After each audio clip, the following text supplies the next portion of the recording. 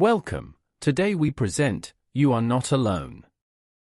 In the second part, you can use our self-check system to verify your comprehension and speaking skills. Part 1. Read and listen. It was late in the evening, and the city was quiet. Most people were already at home, eating dinner or watching television. But Daniel was still walking through the streets, trying to clear his mind. He had finished work 2 hours earlier, but he didn't want to go home yet. His apartment felt too small, too silent, and too full of thoughts he didn't want to face. Daniel worked in an office, and his days were always the same. Emails, meetings, reports, more emails. He didn't hate his job, but he didn't love it either. It was just something he did because he needed to pay the bills. Lately, he felt tired all the time, even when he slept. He felt like something was missing, but he didn't know what. That night, he walked without a plan.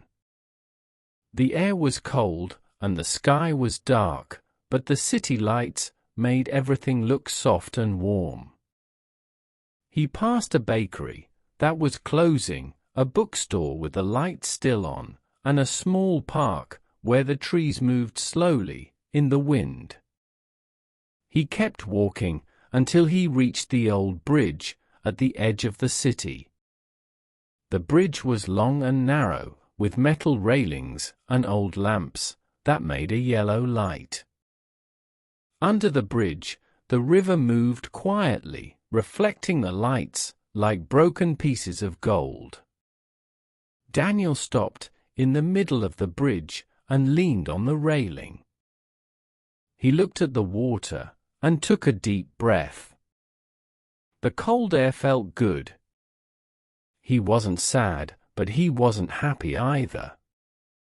He was somewhere in between, in a place where everything felt heavy, but also strangely calm. He closed his eyes for a moment. He didn't hear cars, or people, or music. Only the river. When he opened his eyes again, he saw someone at the other end of the bridge. A woman, walking slowly, with her hands in her coat pockets. She looked tired too. When she reached the middle of the bridge, she stopped a few meters away from him. She didn't say anything, and Daniel didn't say anything either. They just stood there, two strangers sharing the same quiet moment. After a minute, the woman spoke. Her voice was soft, but clear. "Long day?" Daniel nodded. "Yes, very long." She smiled a little. "Mine too." They didn't look at each other directly. They both looked at the river, as if the water was easier to talk to. The woman took a slow breath. "I come here when I need to think," she said. "The city feels far away from this place." Daniel nodded again. "I didn't plan to come here. My feet just brought me." She laughed softly. "Sometimes that's the best way." There was silence again, but it wasn't uncomfortable. It felt natural, like they both needed it. After a moment, the woman spoke again. "Do you ever feel like you're living the same day, again and again?" Daniel looked at her. "Yes," he said. "Every day feels like a copy of the one before." She nodded. "Me too." Daniel didn't know why, but he felt safe talking to her. Maybe because she didn't ask for details. Maybe because she understood, without explanations. The woman looked at the water. "I used to love my job," she said. "But now it feels heavy. I don't know what changed." Daniel sighed. "I know that feeling." They stood there for a long moment. The wind moved gently, and the lamps made the shadows dance on the ground. Finally, Daniel asked, "Why do you come here?" The woman thought for a second. "Because the bridge doesn't ask anything from me," she said. "It just lets me stand here. It doesn't want answers. It doesn't want decisions. It just gives me space." Daniel understood. He felt the same. The woman looked at him for the first time. Her eyes were tired but kind. "And you? Why are you here tonight?" Daniel hesitated. Then he said, "Because I didn't want to go home." "Not yet." She nodded slowly. Sometimes, home is the hardest place to be. They didn't talk for a while. They just watched the river move under the bridge. Daniel felt something change inside him. Not a big change, not a dramatic one. Just a small shift, like a door opening a little.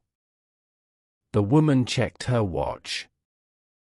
"I should go," she said. "I have an early morning tomorrow." Daniel nodded. "Me too." She smiled again, a small, tired smile. "It was nice to share the bridge with you." "You too," Daniel said. She started walking toward the other side of the bridge. After a few steps, she stopped and turned around. "Hey," she said. "If you ever feel heavy again, this bridge is always here." Daniel smiled. "I know." She walked away, and soon she disappeared into the quiet streets. Daniel stayed for a moment longer. The river kept moving, slow and calm. He felt lighter than before. Not completely better, not magically fixed. Just lighter. And that was enough for tonight. When he finally walked home, the city felt different. The lights looked warmer, the streets felt softer, and the silence didn't scare him anymore. He knew tomorrow would be another long day, but he also knew something important. He wasn't alone in the world. Someone else understood. And sometimes, that was all a person needed. Part 2. Time for your self-check. Listen to these summary sentences and repeat after me before reading the text. Daniel walks through the city at night. He doesn't want to go home. He feels tired and stuck in his routine. Nothing gives him meaning anymore. He reaches an old bridge. He stops to look at the river. A woman arrives on the bridge. She stands near him in silence. They talk about their daily struggles. They discover they feel the same weight. The woman says the bridge gives her space. She can think there without pressure. Before leaving, she says the bridge is always there. Daniel can return whenever he feels heavy. Daniel walks home feeling lighter. He knows someone else understands him.